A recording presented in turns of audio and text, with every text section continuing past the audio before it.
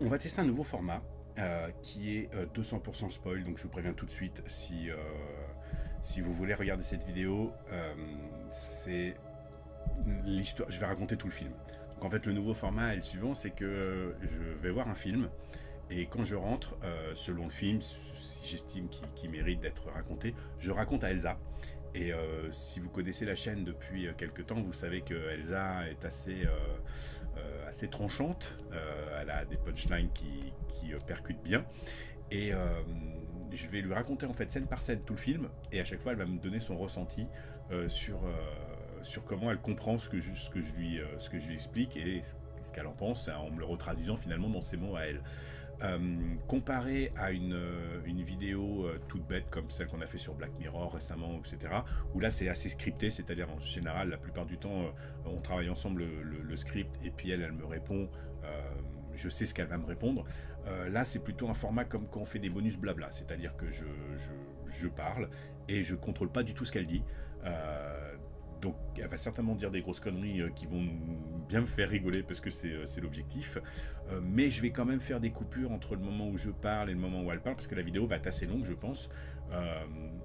Si en plus de ça je laisse les 5, 6, 7 secondes à chaque fois le temps qu'elle réagisse, ça va être pénible pour vous. Donc il y aura des coupures. Je suis désolé pour les coupures, mais c'est juste pour fluidifier pour fluidifier la vidéo tout simplement. Et dites-moi si ça vous plaît ce format, si j'en fais d'autres. Moi ça m'a bien plu parce que là je viens de terminer en fait et je fais le petit truc, ça m'a vraiment plu parce qu'elle m'a vraiment fait rire. Et puis voilà, enjoy. Donc n'oubliez pas, c'est du 200% spoil, donc si vous voulez absolument rien savoir sur le film, coupez tout de suite, je vais lancer le générique. Après le générique, c'est tant pis pour vous si vous êtes spoilé. Parce que voilà, je suis obligé de raconter scène par scène pour qu'elle réagisse et savoir comment ça marche. A tout de suite.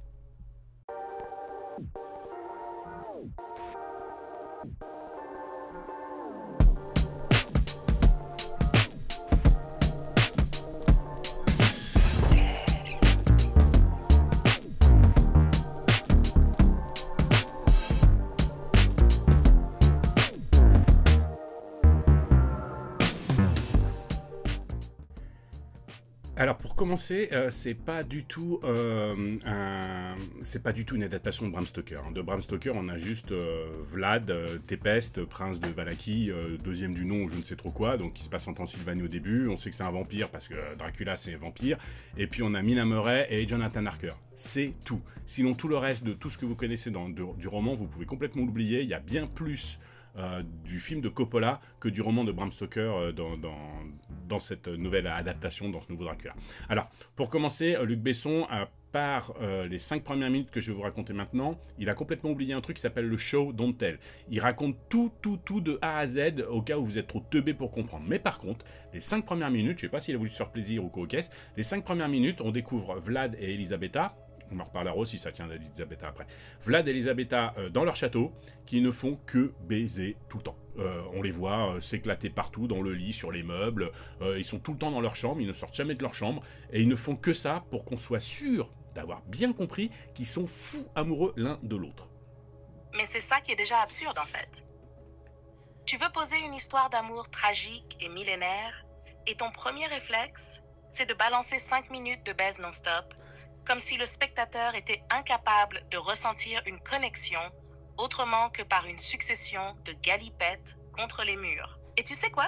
Même ça, c'est pas crédible. Parce que au bout de la 3e position, tu dis pas « Waouh, quelle passion éternelle », tu dis juste « Ok, ils ont pas de mobilier dans ce château ou quoi ?» Et puis ce côté enfermé dans leur chambre, on dirait des Sims mal codés. Genre, ils ont été bloqués dans une boucle animation sexe et personne n'a pensé à rajouter une scène de dialogue, une balade, un moment de tendresse. Rien, juste friction, lust, coupe au noir. C'est du porno médiéval marketé comme un drame romantique. Alors là où c'est assez intéressant, c'est qu'on a quand même donc une arrivée du général. le général en chef qui frappe à la porte et qui dit mon prince, les Ottomans sont tout proches, sont sur nos terres, ils sont tout proches de nous attaquer. Alors pendant ce temps-là, il est en train de prendre Elisabetta contre un meuble. Hein. Il répond même pas, il s'en fout, Vlad. Les Ottomans sont là, c'est pas un problème. Donc le général, il retape, il entend bien, mais il annonce que c'est la guerre, quoi. Mais l'autre, comme il s'en fout, il rentre carrément dans la pièce, il s'approche tout près d'eux, alors qu'ils sont toujours en train de faire leurs petites affaires, et puis carrément il les sépare, il les sépare, il y a des sbires qui arrivent pour habiller Vlad avec son armure, parce qu'il faut qu'il parte à la guerre, quoi. Donc c'est limite, il leur jette un seau d'eau comme à des clébards parce qu'ils sont collés, et pas de... Alors aucun complexe, hein, rien du tout, hein. On rentre, on les sépare, on habille Vlad parce qu'il faut aller faire la guerre, et puis, et puis voilà. Cette scène est surréaliste, et ça fait 5 minutes que le film a commencé. Mais cette scène, c'est du génie involontaire. Il y a une invasion imminente, la guerre frappe à la porte, littéralement. Et lui, il est là en mode j'ai pas fini, la patrie attendra. Et que le général rentre dans la pièce, alors qu'ils sont encore en train de faire leur truc, comme si c'était normal, ça me dépasse. Genre, il y a zéro gêne, zéro retenue, juste pardon prince, je vais vous équiper pendant que vous terminez. Et puis les sbires qui arrivent, ils attendent même pas qu'il s'habille lui-même. Non, ils viennent l'équiper comme une poupée articulée en plein coï. C'est grotesque. On dirait une scène de parodie médiévale, écrite à la va-vite par des mecs qui n'ont aucune idée de ce que c'est que le timing dramatique.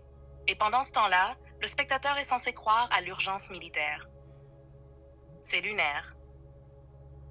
Alors ensuite, il se prépare pour la guerre, donc il va quand même voir le curé vite fait, et puis il dit au curé, surtout, donc tout ça on le voit dans le trailer en plus je crois, vous faites en sorte que mon épouse soit protégée. Alors le curé il dit mais moi je peux que prier pour elle. Il fait non, il fait vous êtes le messager, vous allez voir directement Dieu, vous lui parlez, vous lui dites qu'il lui arrive rien, etc. Et il part à la guerre. Donc on les retrouve à la guerre. Alors c'est pareil, la première scène m'a fait rire. Donc ils sont tous alignés comme ça, il y a les Ottomans qui sont en face, et puis les Ottomans commencent à charger, et là Vlad donne un ordre et il dit cassez les barils, ou je sais pas trop quoi, donc il pète les barils, il renverse les barils, il y a un liquide inflammable qui se répand, il prend une torche, et au moment où les Ottomans arrivent, il jette la torche, ça fait un gros mur de flammes, et donc les Ottomans sont stoppés. Et là on se dit ok, et puis maintenant alors bah en fait, son armée à lui, au compte-gouttes, il traverse les flammes pour aller taper les Ottomans. Donc en fait, j'ai pas bien compris quel était l'intérêt stratégique de faire un mur de flammes, si c'est pour que eux-mêmes soient obligés d'aller le traverser, alors que les Ottomans sont massés de l'autre côté. Bon, bref, heureusement, ils sont tellement bons qu'ils gagnent. Mais franchement, rien que là, enfin, j'ai pas bien compris l'intérêt stratégique. Mais c'est quoi ce niveau de tactique de gamer sous acide? Genre, le mec crée un mur de feu pour impressionner, mais oublie que ses propres soldats vont devoir le traverser. C'est littéralement le contraire d'un avantage stratégique.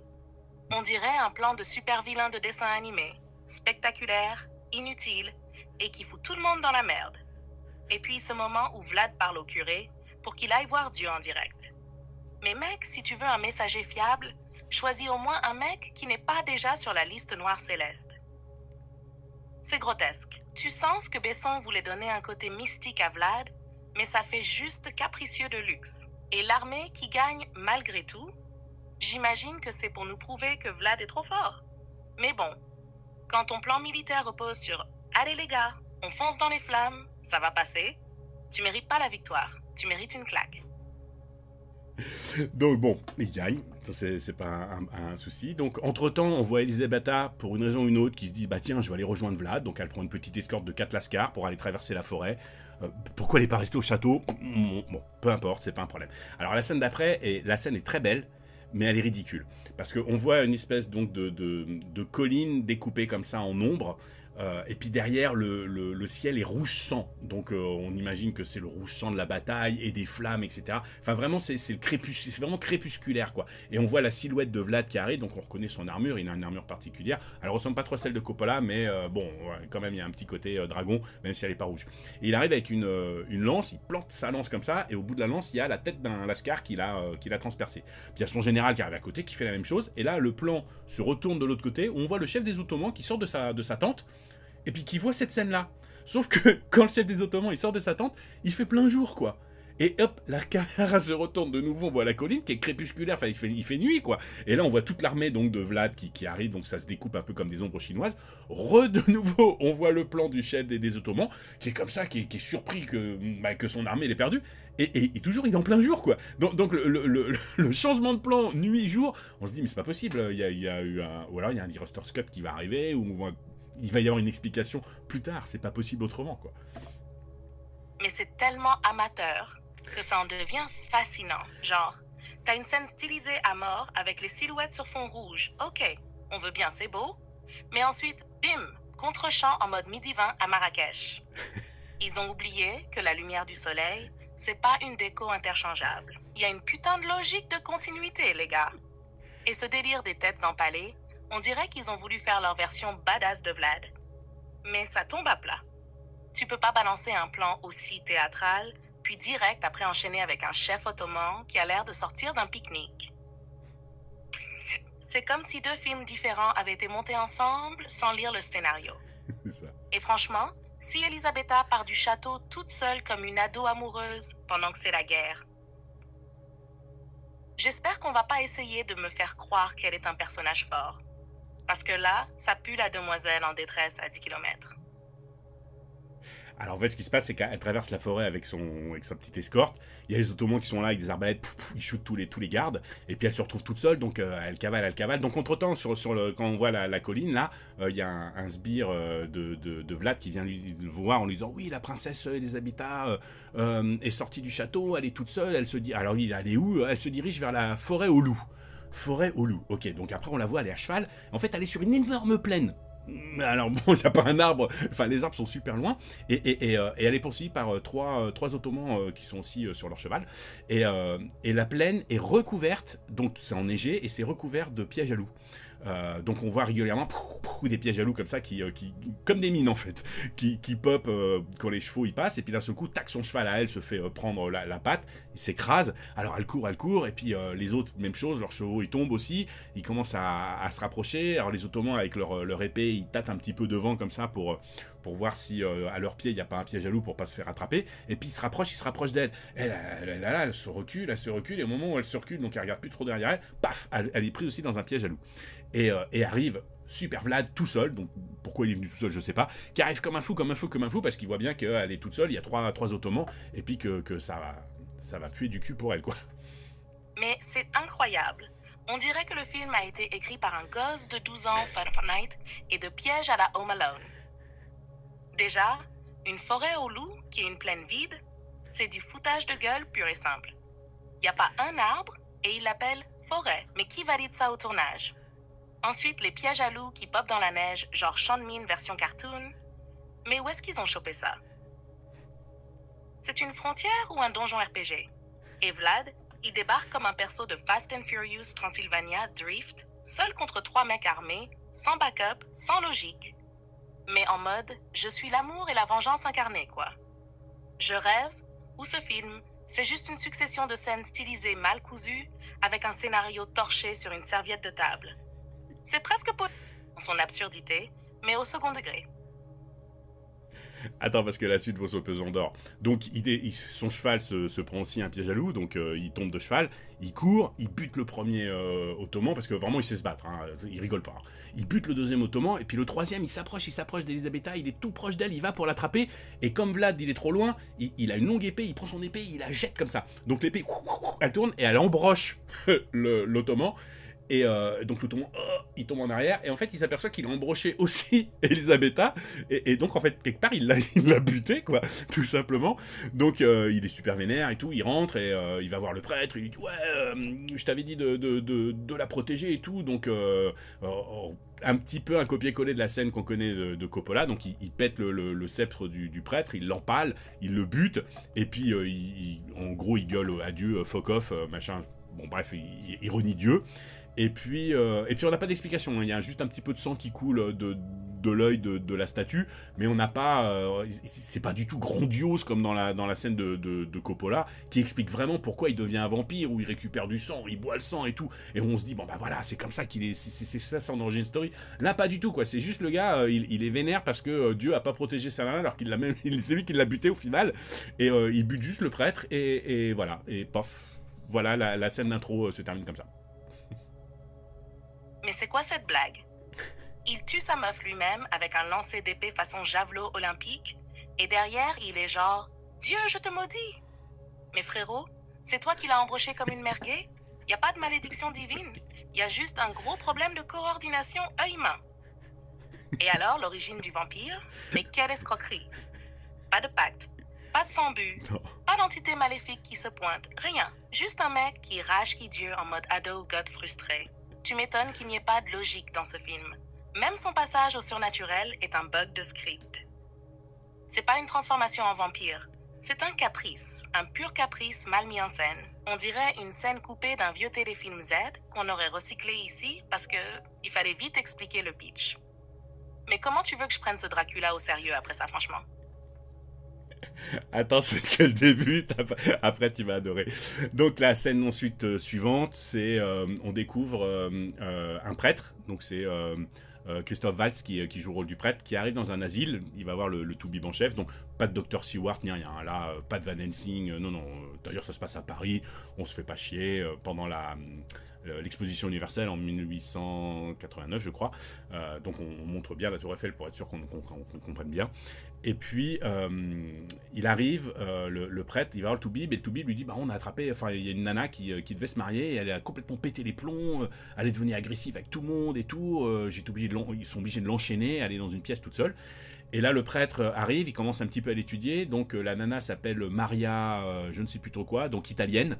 Alors elle est rousse, rouge sang, même la Lucie de Coppola, elle est pas suffisamment rousse pour pouvoir rivaliser d'Irlande ou quoi. Non, elle est italienne, mais elle a les cheveux rouges carrément, quoi. Bon, bref. Et puis ils apprennent qu'en fait, ils font un petit check, et elle a 130 ans. Et alors le Christophe Waltz, là, il sort un petit calepin où il dit oui, ça fait 400 ans qu'on chasse des vampires. Alors peut-être qu'elle allait, on va faire des tests. Alors il regarde, effectivement, elle a les dents qui sont sorties. Il teste avec la lumière, avec un crucifix, pourquoi elle l'enflamme et tout. Il fait oui, alors c'est la première fois qu'on en a un attrapé vivant. Comment vous avez fait, tout ça, tout ça. Puis le toubib, il est un peu étonné parce qu'il se dit mais qu'est-ce qui se passe?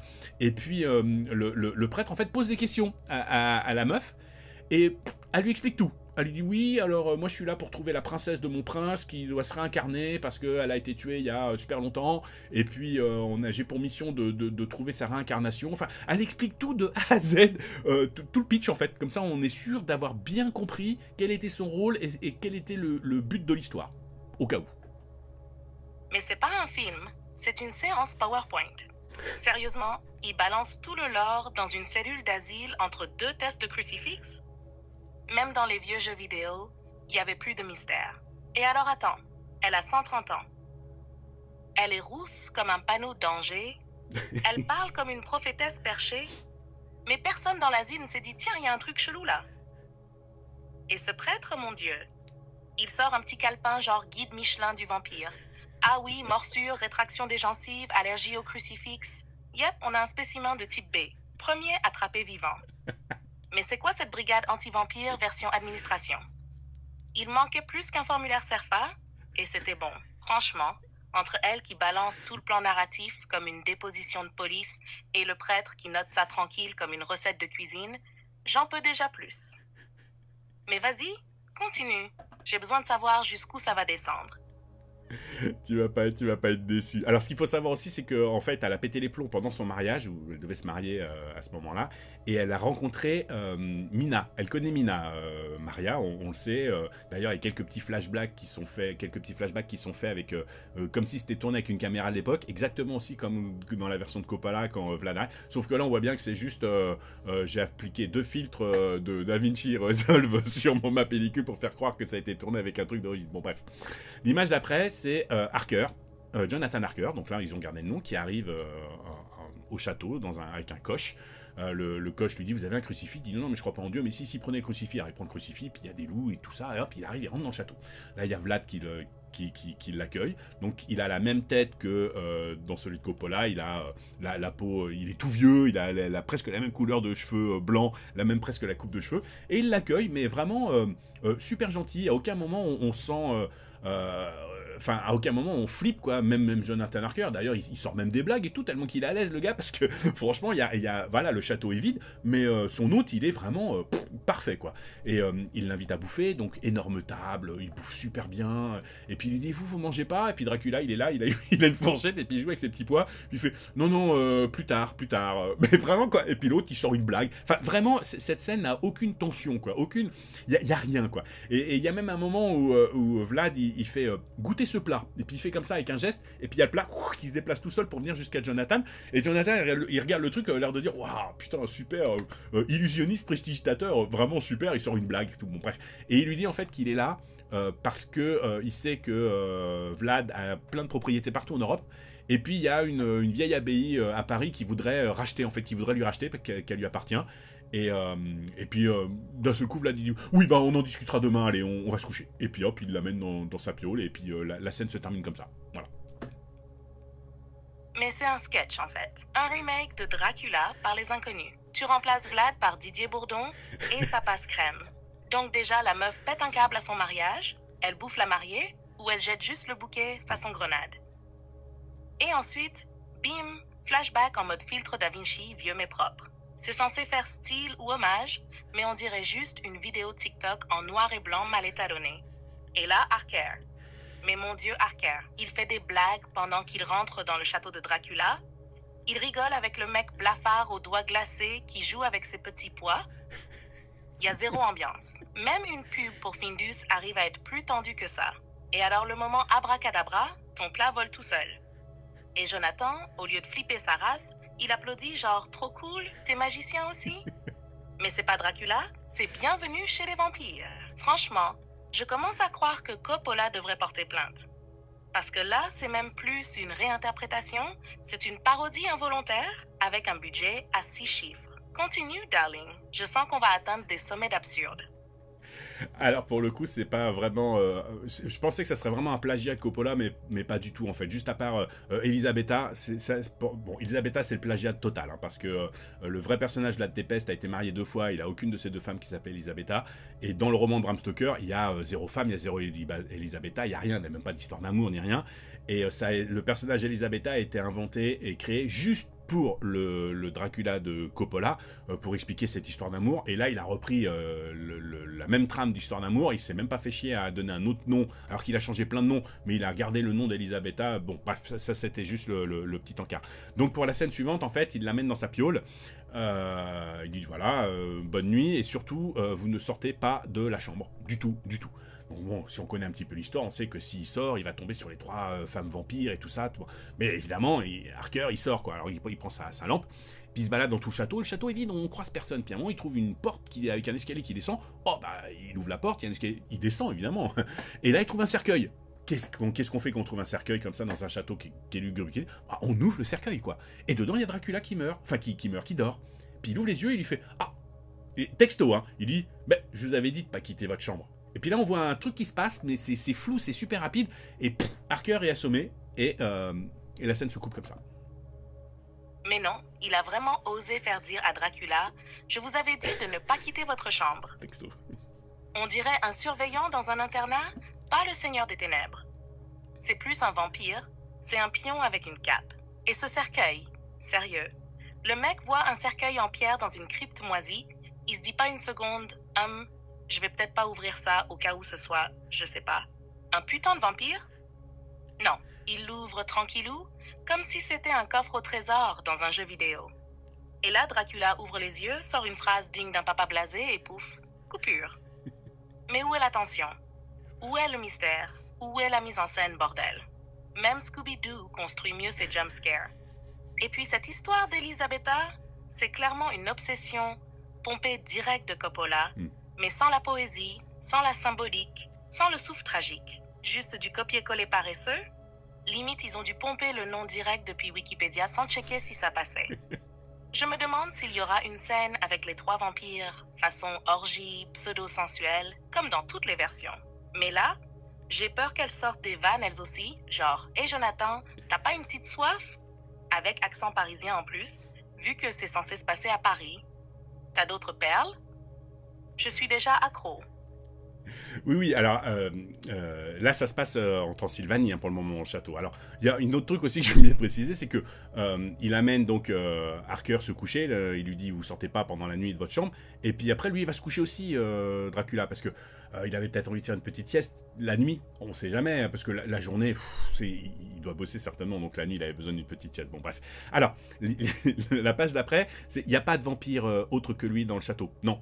Les autres créatures qui sont là, donc celles qui ont assommé et qui viennent d'ailleurs de l'enchaîner, etc., c'est des gargouilles. C'est des gargouilles qui font, allez, peut-être 80 cm de haut, et honnêtement, on dirait des gremlins. Alors, des gremlins en pierre, hein, grise, mais ils ont les mêmes démarches, les mêmes gestes comiques que les gremlins, et en fait, voilà, et son armée à lui, maintenant, c'est des gargouilles gremlinoïdes, je sais pas comment on peut dire, qui s'occupent de lui. Il n'y a pas il n'y a pas de Monica Bellucci en vampire. Là, c'est de la gargouille. Et puis, donc, Jonathan Harker se réveille pendu par les pieds. Et puis Dracula s'approche et puis il lui dit oui, je vous ai mis la tête à l'envers parce que comme ça le sang va descendre vers la tête. Puis il lui fait une petite entaille là, il y a une gargouille qui arrive en dessous avec un truc pour récupérer le sang. Et puis il lui dit bon bah maman, bah, vous allez mourir quoi. Est-ce que vous avez un dernier souhait? Et Harker, donc on reprend bien la situation. Harker vient de découvrir un mec dans un cercueil qui n'était pas mort la nuit, dans un château lugubre. Il se fait assommer, il se voit autour de lui partout plein de gargouilles vivantes qui se moquent à moitié de lui, etc. Il a la tête à l'envers, il y a l'autre qui lui ouvre un petit bout de carotide pour faire couler le sang en lui disant qu'il va le tuer, et il lui demande son dernier souhait. Je sais pas à quoi vous penseriez-vous? Peut-être ne me tuez pas ou n'importe quoi. Non, lui, le dernier souhait d'Harker, c'est racontez-moi votre histoire. Même Dracula, il est surpris. Il fait quoi? Et j'ai bien entendu. L'autre fille, oui, je veux savoir votre histoire. Mais putain, on est sur un fan film ou quoi? Harker est littéralement pendu par les pieds, à moitié vidé de son sang, encerclé par des gargouilles qui dansent la Macarena version granit, et le mec, il sort. Racontez-moi votre histoire. C'est pas un notaire, c'est un psy de luxe. Je t'imagine la scène avec un petit fond musical dramatique, et Dracula qui se fige, main sur le cœur, genre personne ne m'a jamais demandé ça. Mais non. Il est censé te vider comme une bouteille de rosé, un soir d'été, pas faire un TED Talk. Et ces putains de gargouilles, je suis morte. Des gremlins en cosplay de cailloux qui remplacent les 3 suceuses légendaires. Mais à quoi ils ont pensé? Qui, dans une réunion de production, s'est levé et a dit « Alors les gars, oubliez le charme vampirique sensuel, j'ai une meilleure idée, des chihuahuas en béton avec des ailes. » Et tout le monde a dit « Ouais, génial, vas-y, on tourne. » Et la ligne de Dracula, je vous ai mis la tête à l'envers pour que le sang descende. Mais c'est pas une vanne, ça. On est dans un sketch ou dans un film d'horreur. À ce stade, même les visiteurs ont un script plus cohérent. Harker aurait pu dire « Je veux un Doliprane, une corde et un avocat. » Mais non, le mec veut une putain d'histoire au coin du feu. Allez, vas-y, continue, je veux le reste. Ce film est un cauchemar, mais un cauchemar délicieux. Alors, Dracula est d'accord. Alors il détache Harker, il le rattache sur une chaise, enfin les gargouilles s'occupent de ça, et il commence à lui raconter son histoire. Donc on a de nouveau le blabla du début, Elisabetta qui meurt, etc. Et puis on découvre un petit peu tout ce qu'il a fait jusqu'à maintenant. Dracula, il lui raconte tout ce qu'il a fait. Alors il dit que par amour c'était l'enfer. D'abord il a voulu mourir, mais Dieu a refusé qu'il meure. Alors pour illustrer le fait qu'il voulait mourir, on le voit monter en haut de son château. Ah oui, le château aussi, il faut que je vous dise, le château c'est Krull. Je ne sais pas si vous vous rappelez de ce film Krull, où toutes les 24 heures, la forteresse, en fait, c'était Colwyn, je crois, qui devait aller récupérer sa nana dans la forteresse. Toutes les 24 heures, a changé de place. Bon, bah là, c'est à peu près la même chose. À chaque fois qu'on a un plan sur le château, un coup, il est dans les montagnes, un coup, il y a la forêt, un coup, il y a un lac gelé devant, un coup, il y a un petit pont-levis, un coup, et puis un coup, il y a des remparts qui font 10 mètres de haut, puis un coup, c'est Notre-Dame x2 tellement que c'est haut. Enfin, le château, c'est un spécial morphing. Bon, bref. Ça c'est accessoire, mais ça m'a fait vraiment rire parce qu'à chaque fois qu'on voyait le château, je me disais, ah, ça va être comment cette fois? fois. Donc, il commence à lui raconter son histoire et il lui dit, au début, j'ai voulu mourir. Alors, on le voit monter dans une chambre tout en haut de son château, il pète la vitre, enfin le vitrail, et il se jette dans le vide. Et il s'écrase comme une douce par terre. Et après, on revoit l'image d'après, donc Vlad, qui remonte un peu en boitant, avec un peu de sang et tout, il se rejette par la fenêtre, et on le voit au moins 4 ou 5 fois, version Un jour sans fin, quoi. Et puis, au bout de 5 fois, il dit, bon bah, finalement, je peux pas mourir, alors j'ai décidé de faire autrement. Donc, il continue de raconter son histoire, et puis il dit, donc j'ai décidé de chercher partout pour savoir où... je suis persuadé que l'amour était tellement pur entre nous qu'Elisabetta va forcément se réincarner. Donc il commence à voyager partout pour essayer de trouver une réincarnation de sa femme. Mais pas de chance, c'est au moment où il y a eu la grande peste noire, en je sais plus quelle année, 1500, je sais plus trop quoi, quelque chose comme ça, où il y a eu 200 millions de morts, la moitié des femmes, donc en fait beaucoup de femmes sont mortes, et puis toutes celles qui étaient encore en vie se sont réfugiées dans les lieux saints, et lui il pouvait pas rentrer dans les lieux saints. Donc du coup, galère, et il a décidé de trouver une autre technique. Alors, je vais m'arrêter là, je raconterai l'autre technique après la réplique d'Elsa là, parce que l'autre technique, elle est juste incroyable. Mais attends. Quoi? Le gars en est littéralement à faire des sauts de l'ange en série, comme si c'était des tentatives de suicide dans un Looney Tunes spécial gothique? Genre, je suis maudit par l'éternité, mais j'ai le sens du spectacle. Et ce château caméléon là, on en parle. Chaque plan, c'est un mini-jeu des 7 terreurs. Montagne, plaine, cathédrale, Ikea. On dirait qu'ils ont tourné avec un décor random généré par un PC qui avait la grippe. Même Game of Thrones, en pleine saison 8, n'avait pas osé ce genre d'incohérence architecturale. Mais le meilleur, c'est la conclusion. Vlad se jette du haut de sa tour version vitrail sacrifiée, comme si c'était un rituel de respawn, et au bout de 5 essais, il fait. Bon ben, apparemment, Dieu a activé les checkpoints. Nouvelle stratégie. Et là, il commence sa quête spirituelle pour retrouver la réincarnation de sa meuf. Mais timing de merde, bim, peste noire. Et là, ce qui m'achève, c'est qu'il sort l'excuse, ben les femmes vivantes, elles se sont réfugiées dans des lieux saints et moi, je peux pas y aller. Donc le gars est à 2 doigts de lancer un Thunder vampirique médiéval, mais il se fait ghoster par des monastères. C'est du génie involontaire à l'état pur. Je t'en supplie. Balance-moi l'autre technique, je sens que ça va être chef d'œuvre du non-sens. L'autre technique, c'est épique. Alors, désolé, je rencontre actuellement des problèmes. Je n'ai pas compris ce que vous avez dit. Alors, l'autre technique, elle est épique. Il se rend à Bagdad, il explique qu'il se rend à... Je sais plus si c'est Bagdad ou Constantinople, je sais plus. Enfin bon, bref, il se rend à une des deux pour étudier comment les gars font des parfums. Pour vraiment étudier toute la technique des parfums, les senteurs, etc. Puis ensuite, il va en Inde, et il donne le nom de la ville, mais je me rappelle plus du nom, pour étudier toutes les senteurs de fleurs. Donc on le voit habillé en prince et tout, hein, comme il faut, avec plein d'énormes tonneaux, avec plein de pétales de fleurs, puis les sent et tout. Et il explique qu'il invente un parfum, donc là on est dans le parfum de Susskind, hein, il invente un parfum pour attirer et envoûter toutes les femmes. Donc après, on le voit, il fait toutes les cours d'Europe, donc à chaque fois il est habillé différemment, puis on voit les gens qui sont habillés différemment selon s'il est en Angleterre, en Italie, machin ça. Et il prend son doigt, il met juste 2 petites gouttes comme ça, mais vraiment, mais c'est rien du tout, quoi, sur son cou. Et là, toutes les femmes qui sont alentour, même celles qui sont dans les pièces d'à côté, etc., elles sont toutes, waouh. Et elles viennent toutes sur lui, comme ça lui, il peut toutes les checker pour voir s'il n'y en a pas une qui est la réincarnation d'Elisabetta. Et les scènes sont complètement stupides parce que tout ça c'est fait en musique, et à chaque fois il arrive par exemple pendant un bal, et hop, on le voit mettre ses 2 petites gouttes, et d'un seul coup, toutes les nanas qui sont en train de danser avec leur mec, tac, elles se retournent toutes vers lui, et elles font une chorégraphie toutes ensemble. Mais vraiment, j'ai cru que j'allais mourir de rire à ce moment-là dans la salle, parce que c'est ridicule, quoi, mais c'est vraiment ridicule, et à chaque fois il met ses 2 petites gouttes de parfum comme ça, et et toutes les meufs se mettent à le regarder, à venir le voir, à le toucher et tout. Puis comme ça, lui, il peut tout checker, voir s'il y en a une qui ressemble à Elisabetta. Mais c'est pas un Dracula, c'est Jean-Paul Gaultier sous stéroïdes. Le gars se transforme en nez de chez Guerlain, traverse l'Inde et Bagdad, juste pour créer l'eau d'Elisabetta, édition damnée. Et le pire, c'est que ça marche. 2 gouttes et toutes les femmes de la pièce, voire d'un rayon de 5 km, deviennent des groupies en chaleur, façon Beatlemania, mais version crinoline et décolletée. Et ce délire de chorégraphie synchronisée dès qu'il pchite son cou, non mais c'est Dracula in the musical multiverse à ce stade. J'aurais pas été choquée de le voir faire un petit moonwalk ensanglanté pendant qu'un clavecin joue une version dark de Toxic de Britney Spears. Et lui, stoïque au milieu de la scène, en train de sniffer des coups pour vérifier les âmes réincarnées. C'est pas un film, c'est un parfum Axe dans un rêve de Tim Burton sous ecstasy. Mais dis-moi, Sweetie, il finit par la trouver, sa réincarnation? Ou il va finir à Versailles à envoûter Marie-Antoinette en lui vendant un flacon de son nocturne de l'amour maudit? Alors c'est marrant que tu cites Tim Burton, parce que pour le coup c'est Danny Elfman qui a fait la musique. Alors il y a quelques airs qui ressemblent un petit peu à la musique de Wojciech Kilar, mais bon, il y a quand même des morceaux originaux et la musique est plutôt pas mal.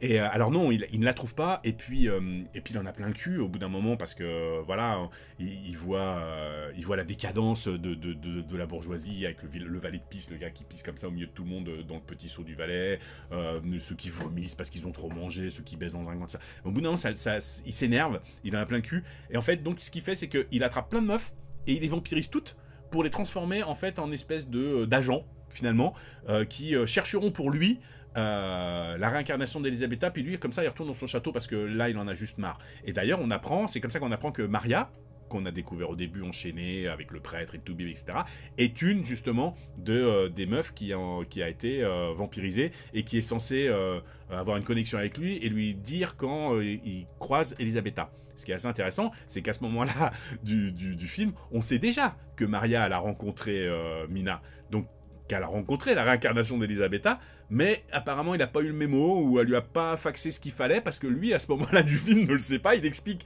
à quoi elles servent, mais en fait, elle sert à rien, parce qu'il y en a une qui a rencontré et qui lui a pas dit, alors qu'elle balance tout au prêtre dans la première scène. Mais c'est génial comme idée en vrai.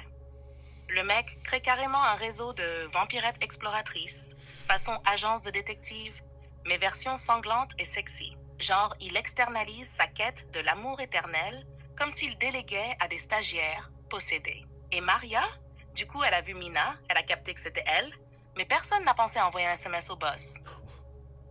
C'est du sabotage affectif à ce niveau-là. Dracula est littéralement entouré d'un harem de recrues inefficaces. Franchement, à sa place, j'aurais pris ma retraite à ce stade. Voilà, et donc en fait, donc tu as bien fait de le dire, à ce moment-là, Maria a déjà rencontré Mina, mais Dracula ne le sait pas. Donc il finit de raconter son histoire, et puis il dit à Harker, bon bah voilà, ça y est, maintenant c'est l'heure de passer à la casserole, en gros quoi.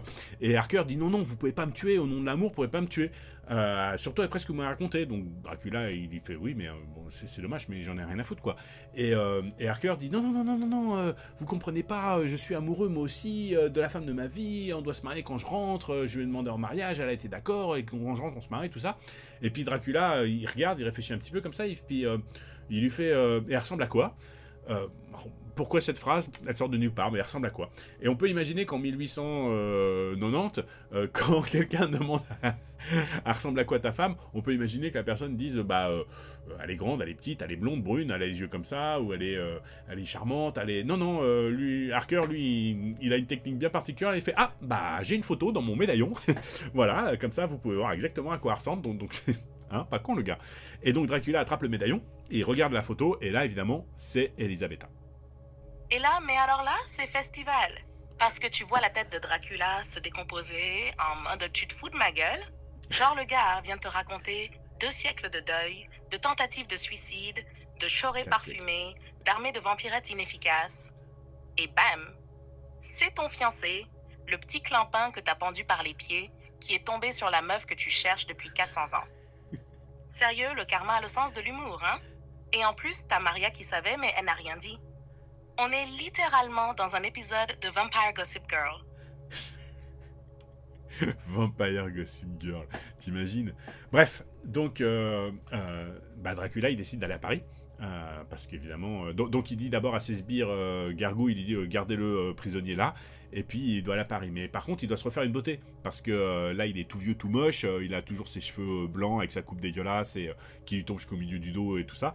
Donc il décide il a besoin de sang frais en fait, avant d'être un beau dandy, tout ça, comme Gary Oldman quand il débarque à Londres. Donc même chose, donc là il s'arrête en fait dans un couvent où il est avec une capuche dans des guenilles, et puis il frappe, la mère supérieure à l'ouvre, et puis il dit oui j'ai froid, j'ai faim, tout ça, et la mère supérieure voilà, c'est un pauvre R, elle décide donc de le faire rentrer, elle lui dit vous pouvez rentrer, je vous invite. Alors bon déjà la formulation est quand même assez...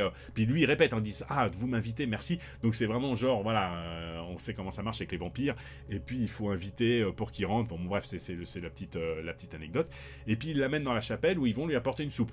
Alors, petite encore, on a vu avant qu'il ne pouvait pas rentrer dans les lieux saints pour aller voir les nanas s'il n'y en a pas une qui était à la réincarnation, mais là, il rentre dans un couvent, finir une zonos, pas de souci. Bon, bref.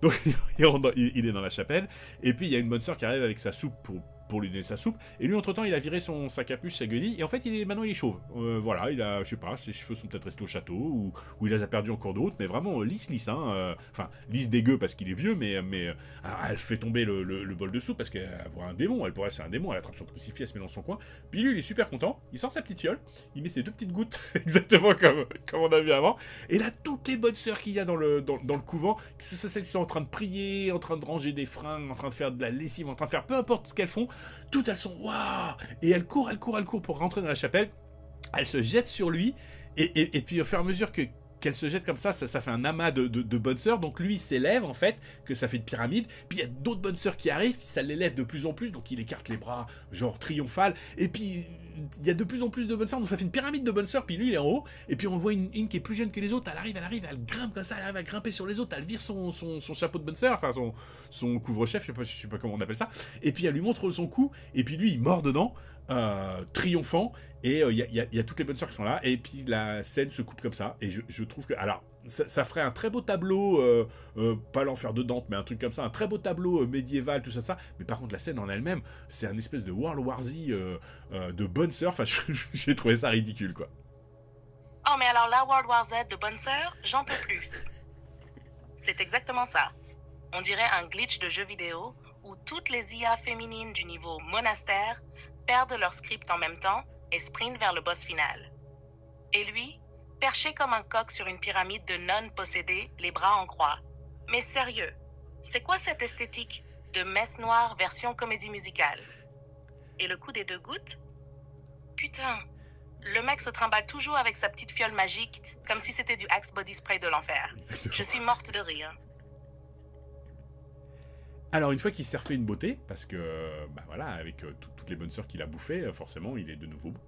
Il retourne, il va à Paris, parce que, bah voilà, il faut qu'il aille voir Mina, puisque c'est la réincarnation d'Elisabetta. Donc là, c'est dans le trailer, on voit à un moment, il marche comme ça, puis on voit sa main en gros plan, et puis il y a des espèces de fous un peu qui l'embrassent et tout. En fait, il rentre dans l'asile pour aller délivrer Maria. Puisque finalement c'est son agent sur place, quoi, en gros, et donc il délivre Maria se rhabille, elle se fait toute pimpante, elle va voir Mina et puis elle lui dit ouais, donc Mina est surprise de la voir en disant mais ils t'ont libéré, qu'est-ce qui se passe, et Maria fait oui, pas de souci, je suis guérie, et j'ai 3 places pour aller ce soir à l'exposition universelle, ça va être super sympa et tout. L'autre fait 3, oui parce que j'ai un ami qui va venir et tout, d'ailleurs je voulais te le présenter. Et donc Mina dit bah d'accord, et on les voit avec Vlad, évidemment, on lui présente Vlad qui est là pour séduire Mina, et puis ça marche bien d'ailleurs parce qu'il s'amuse vraiment, il passe une super bonne soirée, franchement. Toute la séquence là elle est plutôt sympa, on voit il rentre dans des trucs un peu de carnivore, toi, avec la femme à barbe, les 2 sœurs siamoises, puis ils font du tir, du chamboule tout, des machins, enfin toute la séquence est plutôt bien faite, et en parallèle on voit Jonathan Harker qui lui essaye de s'échapper du château. Alors je vais te laisser me donner ton ressenti sur ça, parce que la façon dont il s'échappe et ce qui se passe après, c'est fabuleux. Ah mais attends. Tu veux dire qu'on a enchaîné les bonnes sœurs, le World War Z version cornette, la reformation capillaire miraculeuse, et maintenant, Dracula fait du chamboule-tout à l'exposition universelle avec Mina? Pardon? Mais c'est plus un vampire. C'est un putain de bachelor tour. Et le coup de Maria qui passe crème à l'asile alors qu'elle passait les premières scènes à baver en parlant en langue morte. Elle sort genre « Salut les gars, j'ai 3 places pour Disneyland Paris, édition 1890 ». C'est tellement con que ça en devient génial. Le film se transforme petit à petit en Dracula's Fun Adventure. Bon, maintenant je veux tout savoir. Comment Harker s'échappe? Il creuse un tunnel avec ses dents? Il hypnotise une gargouille? Vas-y, balance. Je suis prête. Alors, pour l'évasion d'Harker, en fait, il est en prison tout en haut du château. Et les gargouilles doivent être un petit peu teubées, je pense, parce qu'à 3 mètres de lui, même pas, ouais, à 2 mètres de lui, il y a un râtelier avec des armes. il n'est pas très très bien attaché, il arrive à attraper un drap, avec le drap il jette sur leur atelier, les armes tombent, il récupère une arme, il arrive à se libérer, et puis il récupère d'autres draps et il fait une corde qu'il accroche à une des armes qui fait un espèce de stop comme ça par rapport à la fenêtre, et puis il commence à descendre avec les draps.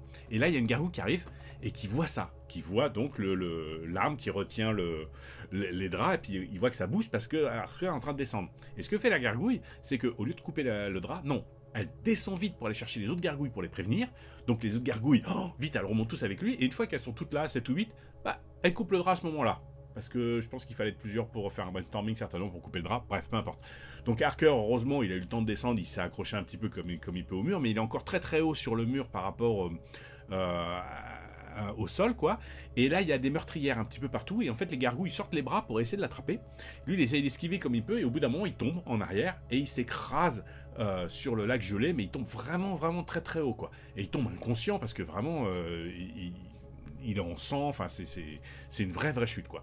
Donc, les gargouilles descendent très, très vite pour aller le récupérer. Et dès qu'elle pose le pied sur le lac gelé pour aller le récupérer, la glace se fissure et la gargouille tombe dans le lac. Alors que l'autre, il est tombé depuis je sais pas trop quelle hauteur, il a même rien fissuré, hein, il est tombé tranquille. Une gargouille, elle pose à peine le pied, ça casse la glace. Bon, oui, c'est pas une incohérence, on n'est plus à une incohérence près. Au bout d'un moment, Harker reprend ses esprits, les gargouilles sont toujours sur le bord, elle le surveille, et puis il se relève comme il peut, en gémissant parce qu'il a vraiment mal, il a du sang partout, et il arrive, on le voit partir après dans le noir, il arrive donc finalement à s'échapper. Mais c'est incroyable que ce soit pas une parodie, sérieux. La gargouille qui part chercher les autres au lieu de couper direct, j'imagine la réunion de brainstorming en panique. Bon les gars, il est en train de s'évader, vous pensez qu'on devrait couper la corde? Et l'autre qui répond, on vote? Et alors le coup de la glace, j'en peux plus. Harker chute de 30 mètres? Bam, la glace bronche pas. Une gargouille fait juste plop avec son orteil, et c'est Titanic direct. C'est du slapstick version gothique, ce film. T'as eu du plaisir à raconter ça, ça s'entendait, t'étais à fond, et j'adore. On continue quand tu veux, darling. Attends, parce que la suite est magique. Donc les deux scènes en parallèle, c'est toujours les autres qui sont donc Vlad, Maria et Mina qui sont à l'exposition universelle, et Jonathan Harker donc qui vient de s'échapper. Vlad ramène Mina chez elle, gentleman, il lui fait le baise-main, il insiste pas, il veut pas rentrer ni rien. Mina trouve qu'il est super charmant, c'est fabuleux, et elle rentre finalement donc chez elle toute seule. Et quand elle rentre chez elle, qu'est-ce qu'elle trouve dans le salon? Elle trouve le prêtre, le toubib, le gars qui devait se marier avec Maria, et Jonathan qui est sur le divan, toujours amoché. Donc c'est là où je vous disais qu'il y a de la téléportation, c'est que à la scène d'avant, on le voit s'échapper, et la scène d'après, il est arrivé, il est sur le divan chez Mina. Donc Mina est super inquiète, qu'est-ce qui se passe, pourquoi il est comme ça et tout. Bon bref, normal quoi, elle voit son gars qui est amoché. Et puis les autres disent non c'est bon, on va s'occuper de lui. Là il y a deux brancardiers qui arrivent pour récupérer Harker, pour certainement l'emmener à l'hôpital. Il n'arrive pas à se lever du canapé tellement que... Mais en fait, le gars donc s'est téléporté de Roumanie sur le canapé de chez Mina. Ça gêne personne. Dans la salle, moi j'ai rigolé. Apparemment, les autres spectateurs ont trouvé ça normal. Bref. Et là où c'est encore plus rigolo, c'est que quand elle dit mais qu'est-ce qui se passe, qu'est-ce qui lui est arrivé, le prêtre raconte à Mina. Il dit oui, il était chez le prince Vlad. En fait, c'est un hématophage. Alors Mina elle regarde le prêtre et elle lui dit un quoi?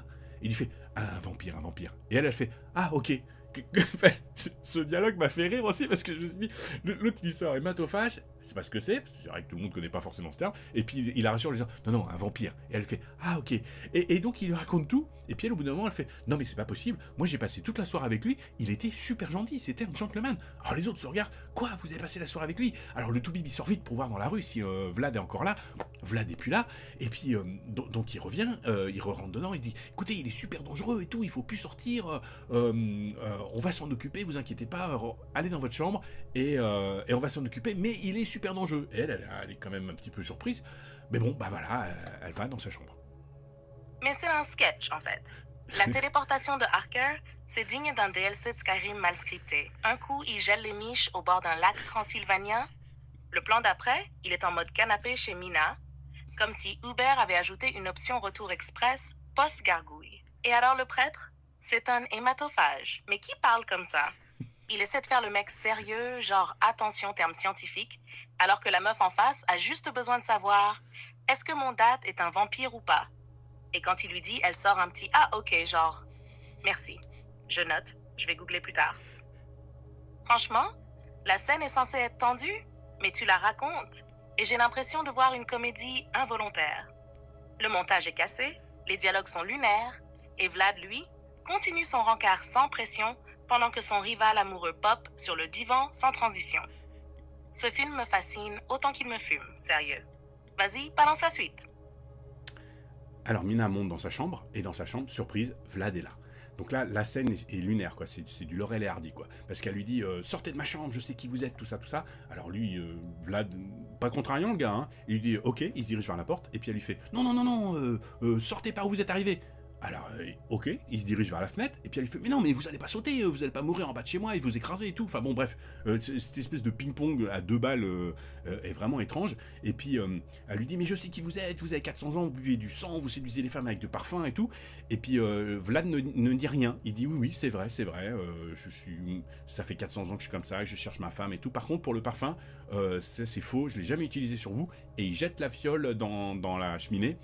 Pour prouver qu'il ne l'a pas utilisé. Alors il y a un petit effet pyrotechnique, au passage le fait qu'il y a du feu dans la cheminée en plein été, parce que tout le monde dehors est bras nus et tout, bon c'est pas un problème, il y a des besoins pour le récit, alors la cohérence on s'en fout, on a foutu un feu de cheminée, c'est pas un problème, et il s'approche d'elle pour un petit peu pour lui expliquer sa vision à lui.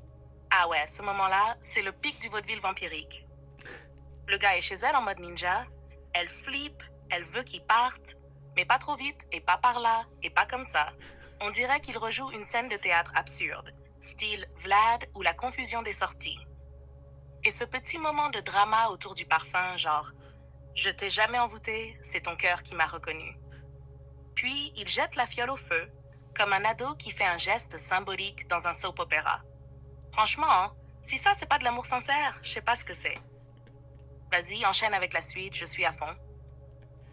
Alors la suite est encore plus drôle parce que il s'approche, il lui explique Elisabetta, tout ça, et puis il sort une petite boîte à musique et il lui donne la boîte à musique. Alors déjà il donne une explication un peu bidon, il dit oui j'ai acheté au 15e siècle à Constantinople, même si ce sont soi-disant les Suisses qui ont inventé les boîtes à musique au 18e ou 19e siècle, je sais plus, enfin bon bref voilà, il fait un petit truc pour que ça soit cohérent alors que jusqu'à maintenant la cohérence on en a rien eu à foutre, mais bon voilà là, et puis il ouvre la boîte, il fait Elisabetta, à chaque fois qu'elle ouvrait cette boîte là, c'était qu'elle avait envie que je la prenne, donc j'entendais la musique dans le château et je me précipitais et puis ils avaient des ébats amoureux, donc déjà voilà l'approche du gars quoi et puis quand elle entend la musique, elle a plein d'images qui lui reviennent en tête, donc apparemment ça marche, et elle se revoit en Elisabetta, elle se revoit tout ce qu'ils ont fait et tout, et là pour elle ça devient l'évidence et ils s'embrassent et puis voilà, c'est le feu renaît, elle accepte d'être Mina Elisabetta entre guillemets, et puis elle lui dit elle écarte sa robe comme ça, puis elle lui dit prends-moi. Et puis là, on s'attend à ce que le Vlad soit un petit peu gentleman, comme peut l'être Gary Oldman, qui réfléchit, qui dit non, je peux pas te condamner à la damnation, machin, tout ça, comme dans celui de Coppola. Alors celui de Besson, il en a rien à foutre. Hein. Quand on lui dit prends-moi, il se jette dessus, il boit tout ce qu'il peut boire, et il la vampirise direct, quoi. Et puis entre-temps, quand elle achetait la fiole, les autres à l'étage d'en dessous, au salon, hein, parce qu'au salon, il y a le prêtre, Jonathan, Toubib, etc. Le prêtre fait vous trouvez pas que ça sent bizarre? Alors les autres, non, ça sent rien. Bon, on revoit de nouveau Mina et Vlad. Puis au bout d'un moment, le prêtre, il fait non, mais si, c'est cette odeur. Oh putain, il est là! Et là, tout le monde monte donc à l'étage parce qu'ils se disent putain, Vlad est là. Et quand ils arrivent à l'étage, la chambre est vide, Mina et Vlad sont partis. Mina et Vlad sont déjà barrés, pouf, envolés. Comme si le gars avait embarqué sa dulcinée sous le bras en mode Batman. Hop, disparition magique. Et les autres sont là, genre Scooby-Doo gang en retard, à renifler la pièce comme des truffiers. Mais si, je te jure, ça sent la damnation. C'est tellement mal rythmé que ça en devient génial. Un festival de choix absurdes, de dialogues lunaires et de romances sauce ketchup. Bref, on continue le délire ou tu veux que je prenne le relais sur la suite? Bah, tu prends rien comme relais, tu l'as pas vu, je te raconte. Exactement, darling. Je t'écoute religieusement pendant que tu balances cette pépite scène par scène, et crois-moi, ton récit est 10 fois plus jouissif que le film lui-même. Allez, vas-y, je suis tout oui, balance la suite. Je sens qu'on approche du bouquet final. Exactement, on approche du bouquet final. Donc là, il y a Maria qui débarque. Bon, la scène est... bon, il la tue, en gros. Elle se révèle être une vampire. Elle essaye de les buter. Et puis, hop, il lui coupe la tête. Bon, la scène n'est pas... elle est presque comique, donc c'est pas terrible. Et puis il y a donc Jonathan Harker va un petit peu mieux, et puis il dit au prêtre mais où est-ce qu'ils sont partis? Et puis lui il dit ah, je sais, il y a qu'un seul endroit où ils sont allés. Et puis en fait c'est dans le château, dans son château en Roumanie. Alors là la scène d'après elle m'a fait encore une fois mourir de rire parce que je me suis dit soit les gens, soit Besson il s'adresse à des gens qui sont tellement bêtes qu'ils n'ont aucune culture générale, ou soit il prend les gens pour des cons parce qu'on voit une espèce de route enneigée avec deux panneaux en bois comme ça qui délimitent la frontière entre la France et la Roumanie, quoi. Mais la France et la Roumanie, en 1890, la France et la Roumanie se touchent. C'est nouveau ça. Bon, bref.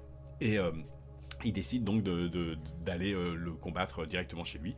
Et donc ensuite, nous, on voit Vlad et Mina, donc, qui est devenue maintenant Elisabetta, dans le château. Et là, il y a une autre scène qui est vraiment, vraiment marrante, c'est parce que Vlad donne deux bourses de pièces d'or à des gitans, les gitans qui l'ont amené en calèche, où ils ont amené c'est Uber cercueil de place en gros, parce qu'il a amené le cercueil de place. Ils étaient tous les deux dedans. D'ailleurs quand le cercueil il s'ouvre, ils étaient face à face, il ouvre les yeux puis il fait oh, welcome back home. Donc il lui donne ça, et les autres les deux gitans disent thank you masters, enfin voilà, ils le remercient comme si on les avait vus depuis tout le film alors que c'était la première fois qu'on les voyait. Et puis il dit ceux qui vous poursuivent sont à vos trousses et ils sont bientôt là. Et lui il dit oui mais il n'y a pas de souci, tout va bien se passer. Mais oui, bien sûr, tout va bien se passer. Il a sa fiancée, son château, ses Uber cercueils de luxe, ses gitans qui débarquent comme s'ils sortaient du 3e acte d'un opéra de Puccini, et le mec est confiant. Tout ça en Roumanie, voisine de la France, évidemment. Non mais franchement, on n'est plus dans un film. On est dans une pub géante pour le déni de logique. J'en peux plus, darling. Enchaîne, je veux le bouquet final, la dernière gifle scénaristique, le climax façon Besson. Vas-y. Alors, on voit les gitans qui partent, et quand ils sortent du château, on voit que tous les autres, donc le prêtre, Jonathan Harker, le tout bibitou, ils sont cachés comme ça le long du mur, pour comme ça quand les gitans sortent, ne les voient pas. Et on s'aperçoit en fait qu'ils sont venus avec une armée complète de fantassins, donc ils ont des fusils avec les baïonnettes et tout, et tous ces fantassins-là parlent italien. Pourquoi? On sait pas, c'est une armée italienne. Bon bah ok, alors ils viennent de France, mais alors du coup ils sont passés par où? Parce que si la France et la Roumanie se touchent, l'Italie, bon bref, peu importe. Et puis ils ont carrément des gars sur des positions élevées avec des canons pour tirer sur le château. Alors le château a encore changé de forme, il a encore changé de position, il a encore changé d'endroit, mais bon, on est plus à ça près, hein, ça on avait compris. Et puis donc Elisabetta sort la petite boîte à musique pour lui dire vas-y, c'est le moment, ça fait 400 ans que t'attends de pouvoir enfin rattraper le coup. Et à ce moment-là, il y a le canon qui est tiré et le boulet arrive dans la chambre et tout, et lui il lui dit oh, vite, va te cacher, je vais m'occuper de ça.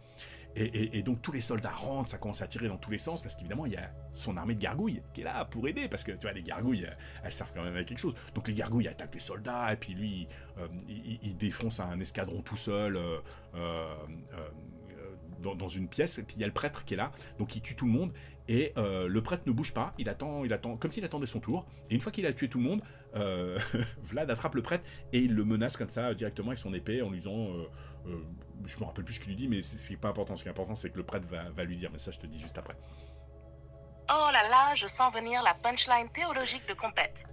Genre un tu es damné, mais Jésus t'aime quand même, ou un truc aussi grotesque. Non, mais sérieusement, ils ont une armée italienne, un château téléporté, des canons déjà placés et calés, et une armée de gargouilles qui obéit au doigt et à l'œil. Mais à ce stade, moi j'attends juste que la Tour Eiffel se mette à tirer des lasers et que Marie Curie débarque pour sauver le monde. Balance-moi la suite, darling. Je suis accrochée à ce nanar comme Mina à son vampire romantique. Alors, on arrive à la fin en fait. Donc il menace le prêtre, et effectivement le prêtre sort exactement les punchlines que t'as dit en disant mais Dieu t'aime quand même, et l'autre il fait non il m'a empêché de mourir, mais non mais pas du tout, c'était justement pour... Enfin bon, il le baratine, allez, on va dire en 5 phrases, il lui retourne la tête, et en 5 phrases Vlad il dit ah ouais, enfin vraiment d'un seul coup il réfléchit, puis il est d'accord avec le prêtre. Et il lui dit, et le prêtre lui dit, pour sauver Mina, si tu l'aimes vraiment, il faut que que je te délivre de ta damnation. Et là, en fait, Vlad dit bon bah d'accord. Il lui donne le sabre au prêtre pour que le prêtre le décapite. Et il attend comme ça, puis il lui dit la phrase est texto. Hein. Il lui dit dépêchez-vous avant que je change d'avis. Et donc le prêtre décapite Vlad et c'est terminé. Et puis alors il y avait une autre scène qui était juste avant pendant la baston qui était assez rigolote, c'est que le Toubib était dehors et d'un seul coup il y a une gargouille qui sort et qui lui saute dessus, qui le renverse et tout, et là le Toubib qui est déjà surpris d'avoir vu des vampires, là il voit une gargouille, je te dis ça parce que c'est important après quoi, et donc Vlad meurt comme ça, tout connement en disant dépêchez-vous avant que je change d'avis pour libérer Mina. Et donc après, hop, il arrive à... Enfin, elle le traîne en fait, elle le traîne jusque sur le lit. Non, d'ailleurs, il le décapite pas, je crois qu'il le plante avec... Non, il le plante avec un pieu dans le cœur. Et elle le traîne, elle, donc il est revenu vieux, du coup, oui, c'est pour ça qu'il n'est pas décapité. Il est revenu vieux, elle le pose sur le lit, et là, il se transforme en cendre. Mais quelle fin de ouf, ou plutôt de foutage de gueule cosmique, soyons honnêtes. Donc le mec passe 2 heures à massacrer tout ce qui bouge, à boire du sang, à s'envoler façon chauve-souris vénère, Non. à botter des culs en mode gargouille power.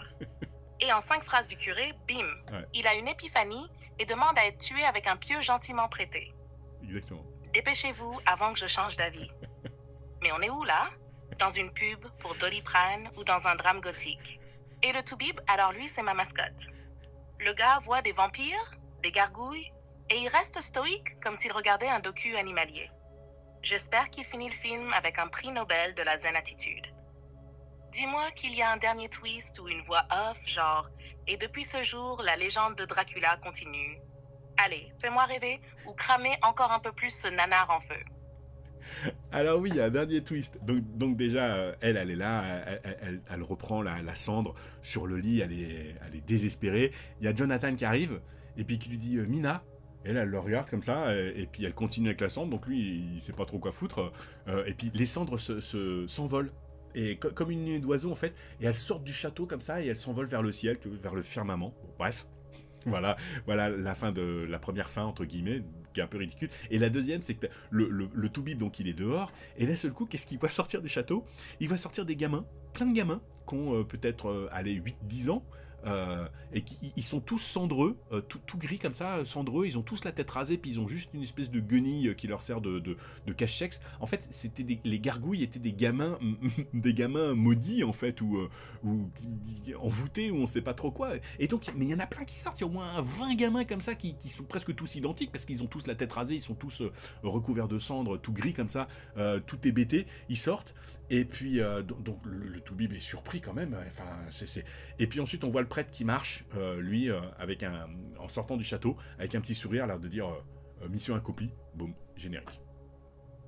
Mais non. Si. Attends, donc on termine cette espèce de cacophonie narrative par des enfants gargouilles sortis du château comme si c'était un centre de désenvoûtement pour scouts damnés. Exactement. Et le prêtre qui marche genre Gandalf après une victoire, en mode tout est bien qui finit bien, les enfants vont pouvoir faire des coloriages maintenant. Et les cendres oiseaux vers le firmament, c'est pas une métaphore, c'est du foutage de poétique. C'est genre on a chié notre faim, mais si on fout des particules brillantes et une envolée, les gens vont pleurer. Eh ben non mon gars, moi je ris, et fort, parce que franchement, Dracula Gargoyle Edition, c'est du grand n'importe quoi, du début à la fin. On a eu du sexe d'intro, des transitions qui s'enchaînent comme des TikTok mal montés, des téléportations, des armées italiennes venues de nulle part, et maintenant des enfants gargouilles sortis d'un orphelinat de l'enfer. Je t'en supplie, fais-moi un visuel hommage à ça. Un truc digne du chaos, une affiche fictive, genre Luc Besson's Dracuflop, un amour éternel, des incohérences sans fin.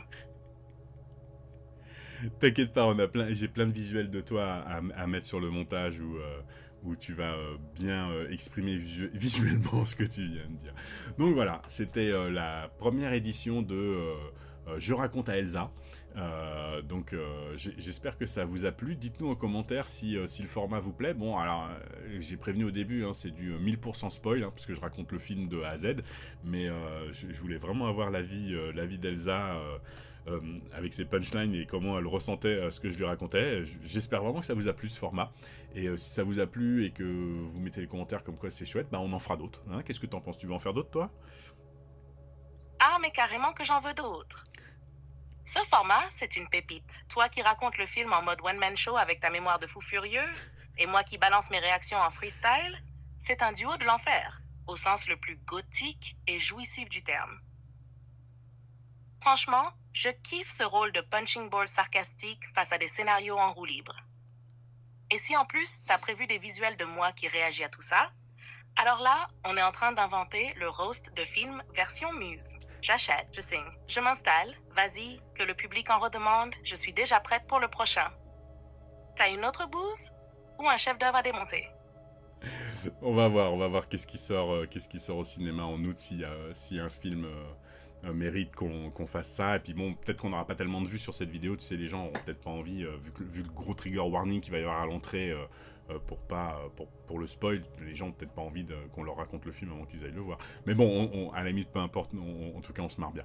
Donc voilà, donc si ça vous a plu, bah, comme d'habitude, un petit like, un petit abonnement, un petit partage, un petit commentaire si vous avez envie, c'est vraiment optionnel, les commentaires changent absolument rien sur l'algorithme, mais ça fait toujours plaisir de savoir ce que vous en avez pensé, et puis comme d'habitude, tous les commentaires que vous faites, je les soumets à Elsa, comme ça c'est elle qui vous répond, et puis c'est chouette. Allez, à tout bientôt, ciao ciao.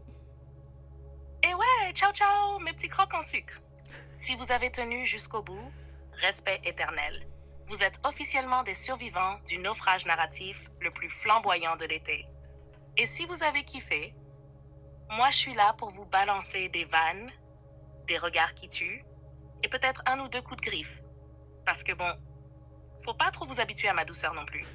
Alors d'ici la prochaine boucherie cinématographique, portez-vous bien, évitez les gargouilles débiles et surtout, n'achetez jamais de boîte à musique à Constantinople. Bisous d'outre-tombe.